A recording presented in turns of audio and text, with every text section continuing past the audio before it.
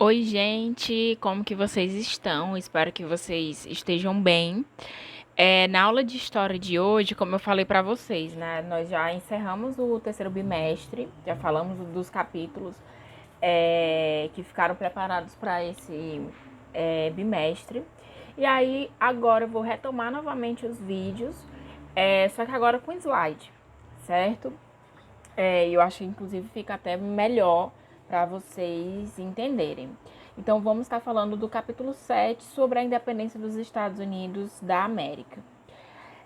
Vamos falar primeiramente sobre os seus antecedentes, certo? Primeiro de tudo, a independência dos Estados Unidos ela foi declarada no dia 4 de julho de 1776.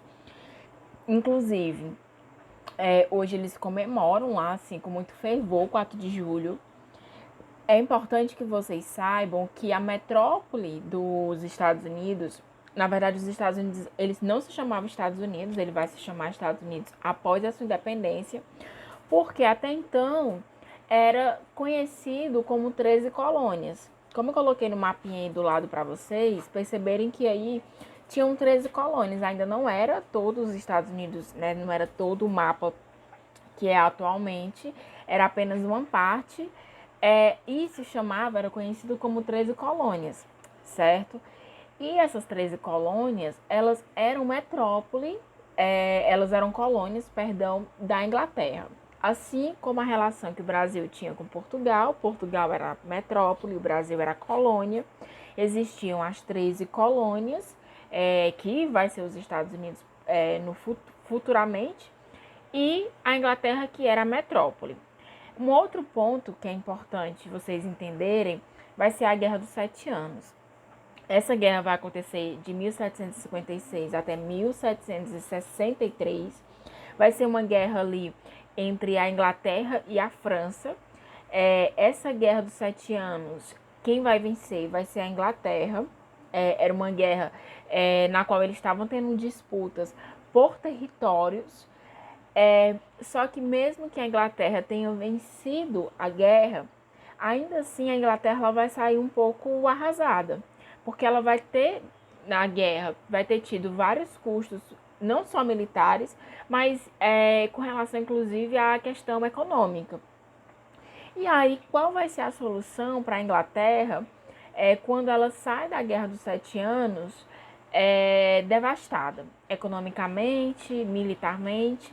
Ela vai lembrar que tem essas colônias e ela vai começar a tributar essas colônias, que é o que a gente chama de impostos. E aí ela vai colocar vários impostos para as 13 colônias.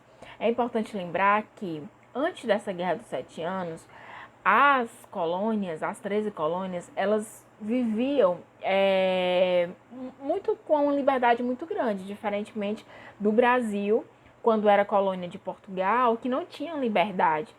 As 13 colônias já tinham essa liberdade. Só que após a Guerra dos Sete Anos, quando os Estados Unidos começam a tributar, perdão, quando a Inglaterra começa a tributar as 13 colônias, as 13 colônias elas não vão gostar muito. Então veja lá, quais são os principais impostos, os mais conhecidos que a Inglaterra vai impor para as 13 colônias. A lei do açúcar, que vai ser uma criação de impostos sobre o comércio do açúcar ou do melaço. Então, tudo que eles produzissem, tudo que eles vendessem, teria impostos em cima disso. Então, as 13 colônias iriam arcar com esses impostos. A lei do selo, que vai ser uma obrigatoriedade da aquisição de um selo para ser colocado em qualquer tipo de publicação ou material impresso, jornal, alguma carta que você fosse mandar. Lei do chá, que é o governo inglês. A Inglaterra ela vai monopolizar o fornecimento do chá com os colonos através da Companhia das Índias. Então, se antes os colonos comercializavam diretamente com a Companhia das Índias Orientais, agora não. Quem vai ter esse comércio, né, quem vai fazer essa relação entre os colonos e as companhias das Índias, vai ser a Inglaterra. E, gente, se a Inglaterra vai fazer essa relação entre os dois, Claro que ela vai cobrar esse imposto, então vai ficar mais caro os chás. E aí, a partir dessa lei dos chás, os colonos eles vão reagir, que vai acontecer a festa do chá de Boston, onde os colonos de Massachusetts eles vão reagir no porto de Boston, eles vão se disfarçar de indígenas e eles vão invadir os porões das embarcações onde ficavam os carregamentos de chá e eles irão jogar aproximadamente 300 caixas de chá ao mar. Claro que isso vai provocar uma indignação muito grande da Inglaterra para com os colonos. E aí a Inglaterra não vai parar por aí, ela vai ainda continuar colocando, impondo impostos para as 13 colônias, e ela vai aplicar, que é a lei dos intoleráveis, também a lei do aquartelamento, na qual todo colono, caso ele fosse solicitado, ele deveria fornecer alojamento para as tropas inglesas, e eles fecharam o porto de Boston, certo? E isso, né, vão ter outras leis, eu coloquei aqui as mais conhecidas. Isso vai causar indignação muito grande nos colonos. Como é que era a vida nas colônias inglesas, né, nas 13 colônias? É importante relembrar para vocês, na verdade, que existia uma diferença entre as colônias do sul e as colônias do norte. As colônias do norte, elas eram mais à frente, né? As colônias do norte, elas eram para o povoamento. Então, as pessoas que estavam ali, elas estavam, de fato, para morar na parte norte das 13 colônias. Eles tinham uma policultura. O que é a policultura? Eles produziam diversos produtos e em pequenas propriedades familiares, certo? Então, o que eles produziam ali era para subsistência, eram para eles, eram para alimentar o mercado interno. E um outro ponto, que era um dos principais, que é a mão de obra livre. Então, a maioria das pessoas que estavam na parte norte das 13 colônias, eles praticavam a mão de obra livre. Já na parte sul, era colônias de exploração. Então, as pessoas que estavam ali, elas estavam para explorar aquele território, diferentemente da parte norte. Na parte norte, eles estavam para povoar, para morar. No sul, não. Eles eram, em sua maioria, para explorar. A mão de obra, na parte sul, era a mão de obra negra escravizada. E eles tinham um mercado externo. Então, o que eles produziam ali era para alimentar o mercado externo. Diferentemente da parte norte, que eles produziam para subsistência, para eles que moravam ali, na parte sul não. Eles visavam a parte econômica, a parte externa. E eles praticavam latifúndio. Então, existiam grandes extensões de terra, na qual os latifundiários eram os donos. Outros pontos também importantes é que, gente, as pessoas que vão morar nas 13 colônias, existiam outras pessoas que moravam ali antes da chegada dos colonos dos ingleses, que eram os puritanos. Nesse momento, nessa época, existia uma perseguição muito grande de qualquer pessoa que fosse contrária à religião da Igreja Católica. E aí existiam muitas pessoas na Inglaterra que eram puritanos, né? Eram protestantes, e eles saem da Inglaterra perseguidos pelo governo Stuart. Até já falei sobre isso no vídeo anterior sobre a independência dos Estados Unidos. E eles saem fugidos de lá e eles vão parar lá nas 13 colônias. Quando eles chegam nas 13 colônias, já existiam pessoas morando lá, que eram os índios, os indígenas.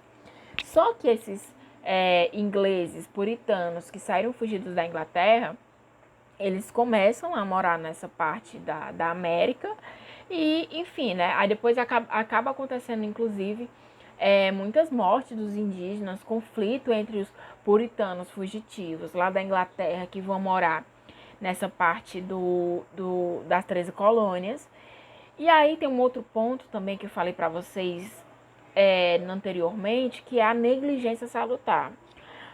As colônias inglesas, as 13 colônias, eles, como eu falei para vocês, eles tinham uma liberdade muito grande com relação à sua produção. Então, tanto que a parte norte ela vai se desenvolver bastante.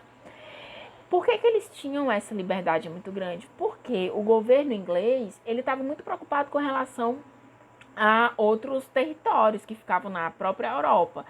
Então ele praticava essa negligência salutar. Ele não se importava muito com as colônias da parte da América. Ele deixava eles com uma certa independência. E essa certa independência das colônias, das 13 colônias, vai fazer com que, a partir do momento em que a Inglaterra impõe diversos impostos, as colônias da América, as colônias inglesas, eles vão se revoltar. Como eu falei para vocês, né, vai ter um desenvolvimento importante no mercado interno, principalmente na parte norte. E a partir desse desenvolvimento no mercado interno, vai ter a colônia norte, que vai prosperar bastante. E aí vai começar um processo revolucionário a partir desses incômodos, né? A Inglaterra vai começar a impor leis, os colonos eles vão começar a se incomodar com isso, e aí eles vão se unir e fazer o primeiro Congresso Continental, que é em 1774. Eles vão se unir na Filadélfia para ver o que é que eles fazem com relação a essas imposições, essas pressões que a Inglaterra está fazendo. E eles, no primeiro congresso, eles não têm uma ideia de se separar da Inglaterra. Eles só desejavam que a Inglaterra revogasse algumas leis, principalmente a lei dos intoleráveis. Só que a Inglaterra vai pegar e vai negar. Olha, nós não vamos revogar essas leis. Essas leis vão continuar, porque vocês desobedeceram. E a partir disso, a partir dessa negação, aí vai acontecer o segundo Congresso Continental da Filadélfia. E aí esse segundo congresso, que é em 1775, já tem um caráter separatista, que vai ser o início, de fato, do processo revolucionário da independência. Vai ter como seus principais líderes George Washington, que é esse na fotinha aí no cavalo, Thomas Jefferson, que vai ser o redator da Declaração de Independência, e Benjamin Franklin. O Benjamin Franklin ele vai ser a pessoa que vai fazer alianças tanto com a França quanto com a Espanha e também com a Holanda. Lembre-se, a França entrou em conflito com a Inglaterra, então a França ela tinha muito interesse em ver a Inglaterra perdendo colônias. Holanda e Espanha viram que havia possibilidade de fazer alianças com os Estados Unidos, com as 13 colônias, que a Inglaterra não permitia outros países comercializar com as 13 colônias. Então a Holanda e a Espanha viram essa possibilidade e apoiaram também o processo revolucionário ao lado dos Estados Unidos. E claro, após anos de conflito, os Estados Unidos ele vai conseguir a sua independência em 1783 com o Tratado de Paris. Essa independência ela vai colocar os Estados Unidos numa república federativa. Então muitos países muitas cidades nos Estados Unidos eles vão ter uma liberdade muito grande. Vai ter a Declaração dos Direitos dos Homens e do Cidadão. Essa declaração, gente, vai influenciar muitos países na independência aqui na América, inclusive o próprio Brasil. Voto censitário, só que o que é o voto censitário? Você vota a partir de uma declaração de uma renda, você tem que comprovar uma certa renda. Logo, negros, indígenas e mulheres, eles não têm direitos constitucionais, eles não vão ter direito ao voto. Inclusive, né, a gente vai falar sobre isso depois, vai existir um conflito muito grande com relação principalmente aos negros nos Estados Unidos após a independência. E vai influenciar, como eu falei a vocês, outros países no continente americano a buscar pela sua independência. No Brasil, a Inconfidência Mineira vai acontecer sendo influenciada, por exemplo, pelos Estados Unidos, pela independência dos Estados Unidos, certo? Essa aula, como eu falei para vocês, é uma aula que a gente já falou sobre ela, então aproveitem que vocês estão tendo uma segunda oportunidade, caso você não tenha entendido, de entender novamente. Eu espero que vocês tenham gostado. Qualquer dúvida eu estou à disposição e até mais.